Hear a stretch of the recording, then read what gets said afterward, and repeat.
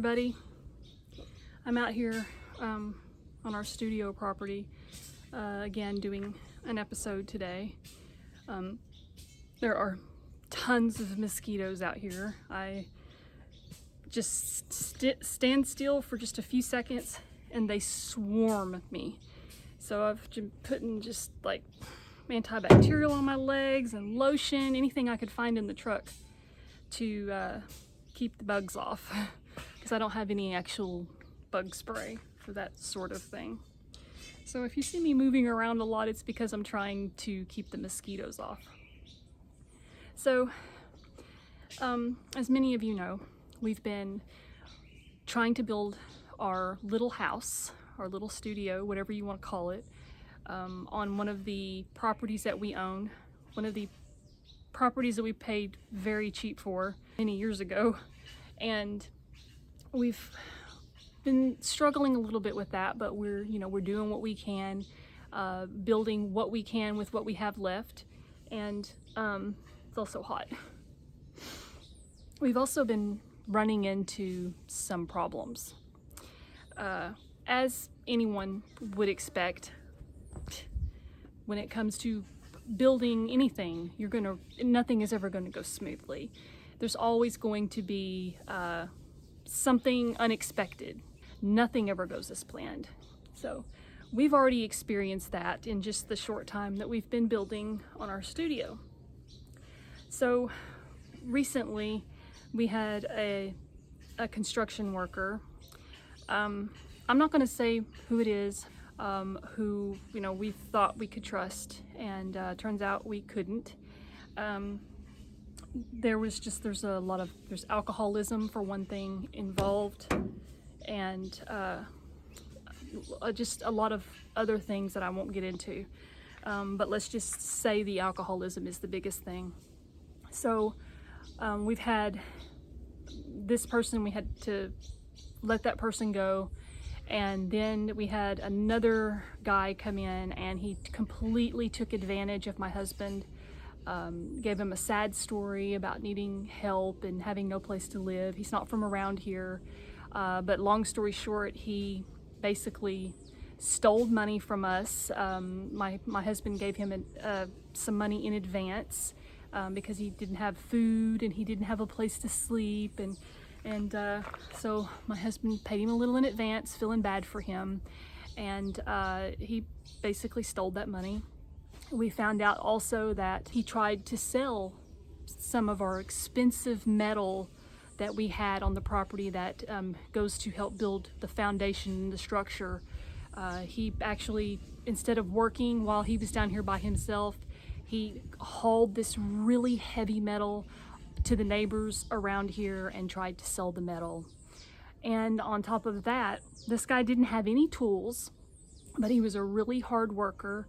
So my husband went and spent a little bit of money on tools and a wheelbarrow so that this guy could work. So one day we found out that as soon as my husband would leave the property, he was going off and he was selling our stuff. So the tools that we bought for him to work with, he was selling them. He did sell, I think 1 or 2 things. I'm not for sure. I know one for sure.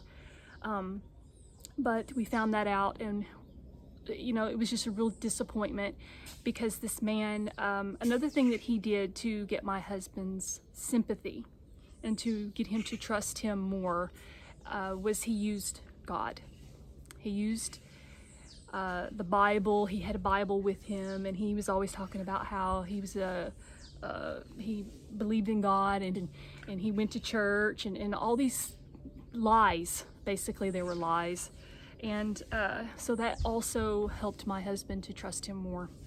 And it really bothers me immensely when people use the Bible or the name of Jesus Christ or God or anything like that to manipulate and mislead other people who are most likely to have sympathy and to build trust in someone. And people like me and my husband, we do feel bad for people you know, we want to help, but it's just here especially, I mean everywhere, but here in this, where we live, in this area, it's hard to trust a lot of people. There are a lot of really good people here, but there are also a lot of people who you cannot be trusted. And it's just a matter of, you have to learn the hard way who can't be trusted. Because like this guy, for instance, he pulled out all the stops. He said everything he needed to say to get my husband to trust him. And he used the Word of God, he used the Bible, and he turned out to be a bad seed. So we just have a tough time out here. We just feel bad. We feel bad, and we want to help. And then if our conscience kicks in and says, okay, this person's lying to you, then we feel guilty about it. And me and him are both alike in that way. But also about 2 weeks ago, on the gym property, which is right here on this side of the street, we had about 30 or 40 bricks, building materials, bricks, because most of the structures, the houses and everything out here are built with concrete bricks. We had some left out here from when we were doing construction on the gym, and someone in the middle of the night, probably between 1 and 3 o'clock in the morning, just pulled up a truck and stole all the bricks off the property. And that happens all the time out here. You can't leave your property, your tools, anything, you can't leave it unattended in this place because it will get stolen. And especially since we live, or not live, but since these two properties across the street from each other are out here where there's no one next door. There's no one that can see what's going on. There's a lady that lives just over here on this side, but she doesn't live in vision distance. She can't actually see what's going on, but she heard a lot of commotion on the property, and that's how we found out that someone had come out here and stole the bricks. So just yesterday, we ordered a lot of bricks. I think it was about 2,500 bricks for our studio build. And that's as far as we're going to be able to go, is just to get up the walls on most of it, maybe all of it, but I'm not sure. But we have a big stack of bricks right here. It's stacked up really high. This isn't all of them. We have more bricks coming tomorrow, but there's a lot, and they are just right there on the side of the road. There's a little fence there, but that's not going to keep anybody out. Anybody can just pull up at any time in the night and with a truck and just reach over the fence and grab as many bricks as they can, or they can just break the fence down because it's just a cheap little wire fence and get as many as they can. So my husband actually came out here last night and spent the night in the car just to watch our stuff so that it doesn't get stolen. And I've actually found that is one of the most difficult things about living out here. There are some really nice people. There are some people that, you know, you don't have to worry about them stealing your things. But the amount of people that do steal makes it really, it's a little disheartening, because even when whenever we do manage to finally get our studio built and move into it and I can plant a garden and do all these things that I've envisioned and really desperately want to do, there's always going to be that element in the back of our head that we can't leave without worrying about someone breaking into our home or getting on our property and stealing something off of our property. And that's probably the only good thing about living in the studio that we're living in right now, being right next to family members and other neighbors. There's people everywhere on all four sides of us. There's no peace and quiet there. There's a lot of, you know, junk and clutter everywhere. And those are the reasons why we want to get down here on this property, so that we can make this our own and feel more comfortable and have a more peaceful place to just live and work.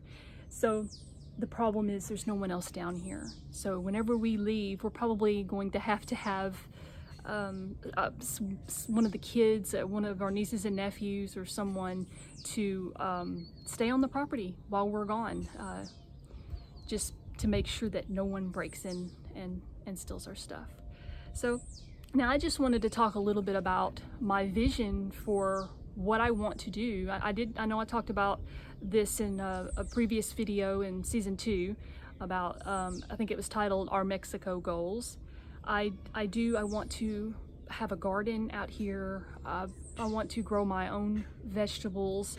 I want to be able to learn how to bake and cook. And these are things that I've never really been good at.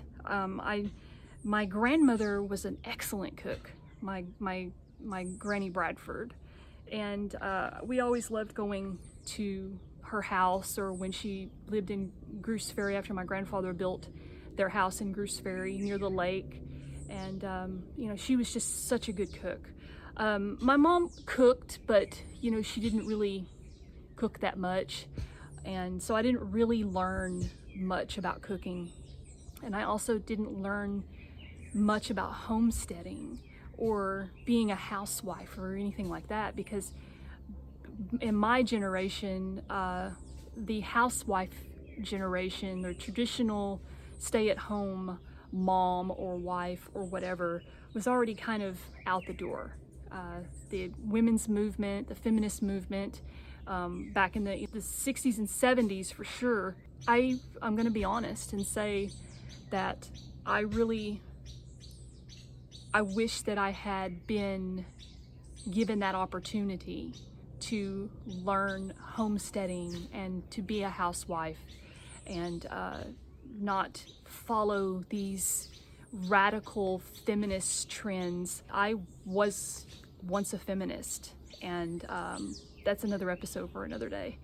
But I've realized that over many years of probably most of my life, I have yearned for a certain kind of lifestyle, and that was to be like my grandparents. She was a stay-at-home mom and wife.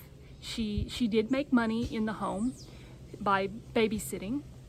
My grandfather worked outside the home. He worked every day and worked very hard up until the day he died. And when they built their house in Goose Ferry, they had gardens and a watermelon patch, grapevines, they grew peanuts, they grew every kind of vegetable you can imagine. And they very rarely went into town. When they went shopping into town, it was to Clinton, Arkansas, which is a little distance from Goose Ferry, where in Higdon, where my grandparents lived. And they went there just on a very rare occasion to get things that they needed that they couldn't get in the area where they lived. But most of the time, they lived off the land. And I remember all the time, I admired their relationship and how they lived and how they grew up and how they raised my mom and my aunt and my uncles.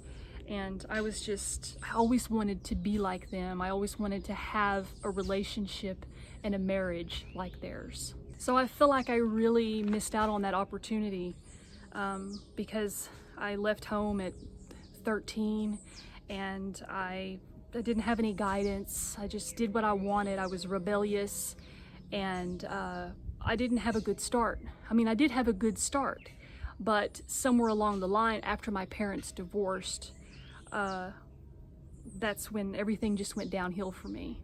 And I think I am one of the pieces of proof that a loving husband and wife raising their children together is very important in any family dynamic, because that was when everything started to be, like I said, go downhill for me. Was when they got divorced and my dad moved out, and I became rebellious, and I'm still paying the price for that to this day.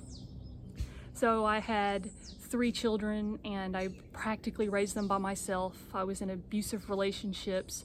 My youngest son was 1 when I left the relationship, and my oldest was 5. So I raised them from that age, from 1, 3, and 5 years old, up until they graduated school. And all 3 of them, I'm so proud of them, they all graduated high school, which I never even did that. And you know, so they weren't bad kids. I did raise them by myself, but I stopped partying. I stopped going out at all. I didn't have friends. I use that word loosely, because really most of my friends were just bad influences. They weren't really friends at all. And so I'm glad that I at least did the right thing with my kids, and I raised them by myself, and I took care of them, and I worked very hard.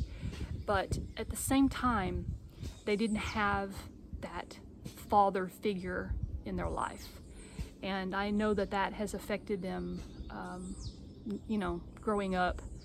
No matter how well I did by myself, I know that with both a father and a mother, a loving father and a mother in a home, raising the children is very, very important. And I regret that I missed out on that for my kids. But I'm getting a little off topic here, but it just kind of coincides with me wanting now to do the things that I never got to do before. The most important thing for me is to just start to live that self-sufficient life. Another thing that I always loved was like the thought of living off the grid. And I went through this even right a couple years before I met my husband. Back in 2015 was when we met. Me and my brother, we went looking for big properties that we could share, and so we could have like a big homestead where we would have chickens and I don't know, maybe even a cow, I don't know. But we were really into that prepper lifestyle at that time. And I had so much stuff for prepping, and we combined, we had enough to feed a town with non-perishable foods. We wanted to have a big piece of land where we could grow vegetables and fruits and raise chickens and goats. And I've always been drawn to that lifestyle. I remember, this is going to sound kind of funny, but I used to want to be Amish. I know that sounds crazy, but I admired how they lived without technology, and they did all these things that I've just always wanted to do myself. And so this has always been in my blood. It's always been in the back of my mind. It's always been something that I just so desperately want to do. I feel drawn to it like it's something that I'm supposed to be doing. And I feel like we are working toward that here. And it's a little far off the beaten path from Goose Ferry or, you know, somewhere in Arkansas where I had been looking for a property with my brother. But out here, it's definitely living off the grid, that's for sure. Like, you know, half the time there's no electricity. We're going to dig a well for our water. We're probably going to have solar panels, things like that, and just not depend on society and as much. You know, we're always going to depend on society a little bit. We want to get as far away from it as possible. It costs a lot of money. It's a lot of stress. There's a lot of bad influence in society, and I'm just done with it. I'm so over that lifestyle now, and I just want to better my life and do the things I know that not only I should be doing, but I want so desperately to do. So that's what we're working toward. My husband will probably be spending another night out here tonight, probably a couple of nights. I'm going to come out here as well, and we're just going to sleep in the car and watch our property, so that no one comes and steals the bricks, because once these bricks are gone, we're not going to have any to build the studio with, because that's all the money that we have is to pay for the bricks and for the labor for the person to put the bricks up. So that's my video for today. Just an update on the home here and the home build and the progress. It's slow, but it's going, and we're really looking forward to it. And I'm just looking forward to sharing it all with you, and how also that my life has just been drastically changed since I finally gave everything over to Jesus Christ. And I feel so much freer now. I'm not as angry anymore. I'm not envious. I look forward to the future. I don't feel that I really have anything to worry about anymore, because it will all come to fruition in God's time, and I'm not worried about it. It's just the getting there, you know, it's a little frustrating, but it's gonna happen. And I just want you to know that I appreciate you watching, and I'm glad that you're here with me for this journey. And I'll see you again soon in the next episode. Until next time, God bless.